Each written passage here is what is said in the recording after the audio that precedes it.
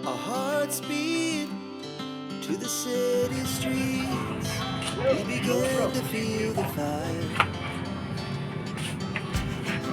We rise like Hello mga bro, officially umpisa na ako ng aking locksmith shop ngayon. At ito ang aking tarpaulin dito sa aming bahay. Kombinasyon ito ng tindahan ni Mrs. Ito ang locksmith shop ko. Yan.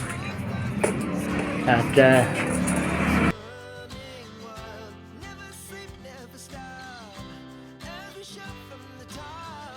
We're gonna be two hearts running wild. punta na rin ako ng ayan, yun ang locksmith shop ko. Ayan, nakabili na rin ako ng grinder. Ayan, tapos duplicating machine. Ayan, nakabili na rin ako ng duplicating machine. Tapos ano na rin ako ng mga tools ko. Ayan, ay mga padlocks na naipon ko simula nung sa Sheraton hanggang sa nakapagtrabaho ko sa labas ng bansa. Ito din-display ko na rin. Yan ang mga ilan.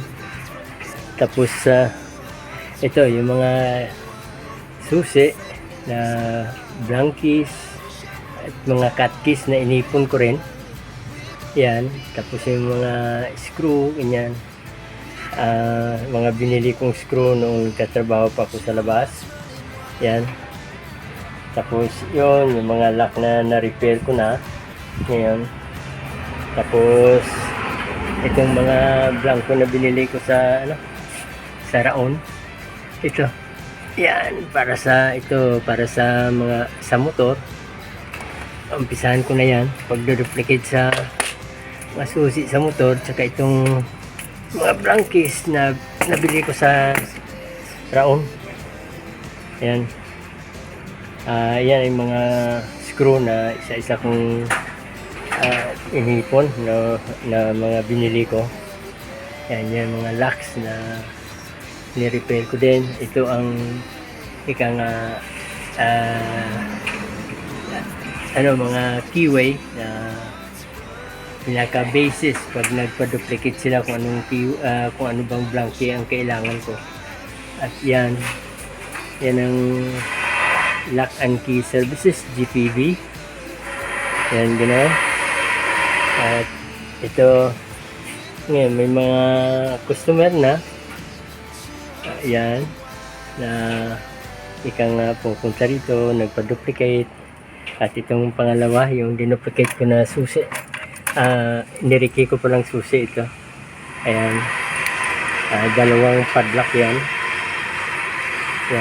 master tsaka base guard.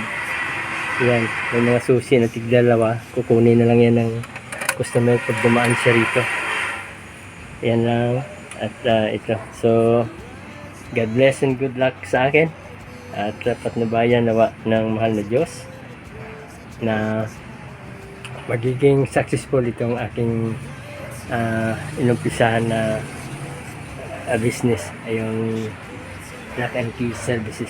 Okay mga bro, thanks for watching and good day.